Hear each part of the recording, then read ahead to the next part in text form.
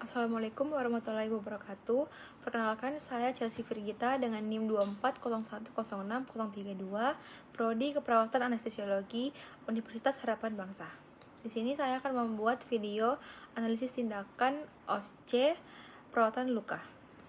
Yang pertama ada pengertian. Pengertian perawatan luka merupakan serangkaian tindakan keperawatan yang dilakukan secara sistematis untuk mempertahankan kebersihan dan kondisi luka, serta mencegah terjadinya infeksi, serta mengontrol pendarahan maupun eksudat, serta mendukung proses penyembuhan jaringan. Perawatan luka dilakukan dengan memperhatikan kondisi pasien, karakteristik luka, dan luas luka, serta jenis jaringan yang terdapat pada luka, jumlah dan karakteristik eksudat, kondisi kulit di sekitar luka, dan adanya jaringan nekrotik atau granulasi, serta tanda-tanda infeksi. Selanjutnya ada kontraindikasi. Yang pertama yang terjadi itu pendarahan aktif yang belum terkontrol. Yang kedua, kondisi pasien yang masih syok. Yang ketiga, luka sangat berat atau dalam yang mengenai pembuluh darah, saraf, tendon, atau organ. Serta alergi terhadap bahan perawatan seperti antiseptik atau plester. Serta nyeri berat yang belum terkontrol.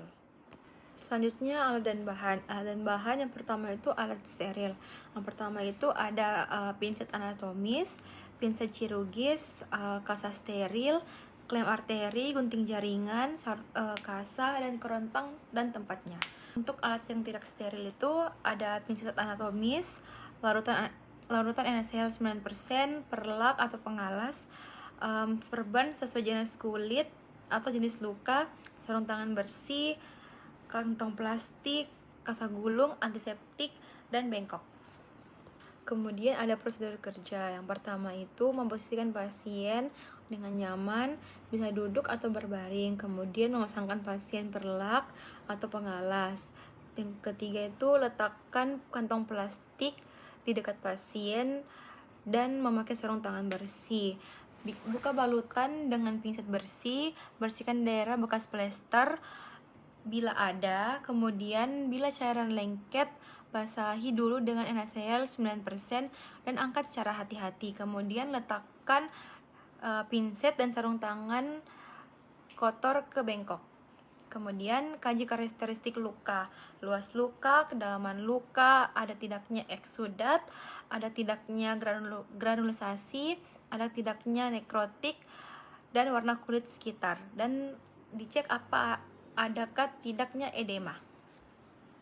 Kemudian ganti sarung tangan menggunakan sarung tangan steril. Bersihkan luka dengan NaCl 9% bila luka terdapat kemerahan.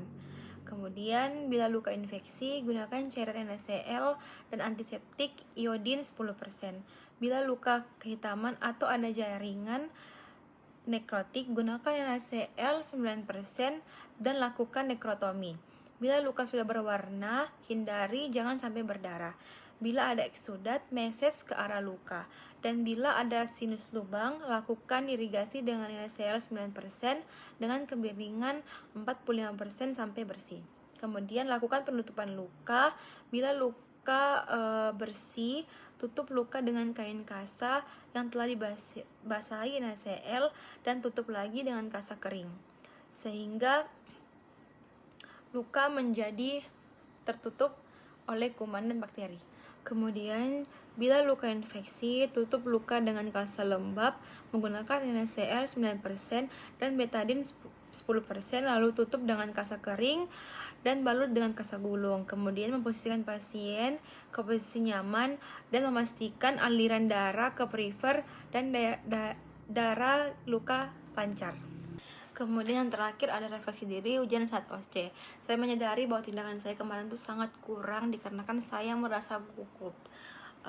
Kemarin pasca masuk ke ruangan, saya melakukan tindakan pemijatan pada area luka, padahal di luka tersebut tidak terdapat nanah. Kemudian saya tidak melakukan juga pengukuran pada luka. Saya merasa tindakan tersebut sangat kurang dikarenakan saya hanya berpatokan pada contoh yang dilakukan sebelum OSCE dimulai. Di kesempatan berikutnya saya akan lebih sering berlatih lagi dan akan mengasah kefokusan saya dalam berlatih OSCE. Saya harap tindakan saya yang kurang optimal ini bisa menjadi pelajaran bagi saya sendiri, dan tindakan saya selanjutnya akan lebih baik lagi ke depannya. Terima kasih.